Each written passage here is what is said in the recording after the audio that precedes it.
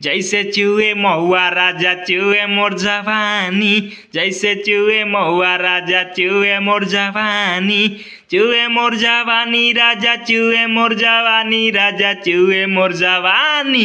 हाय रे गरमिया छोड़ा हाय देला पानी, जैसे चूहे महुआ राजा चूहे मोर जवानी।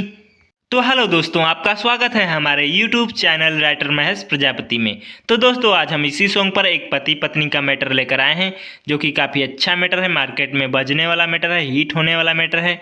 तो चलिए स्टार्ट करते हैं बिना समय गवाए मुखड़े के साथ।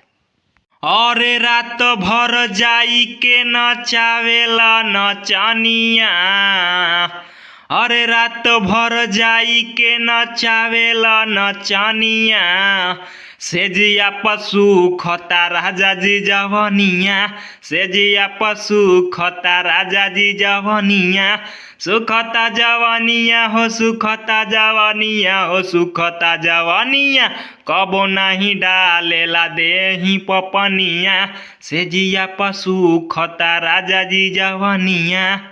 मंत्रा फर्स्ट, जब से भइल बाटे तोहरा से शादी, देहिया के हमारा होता बर्बादी।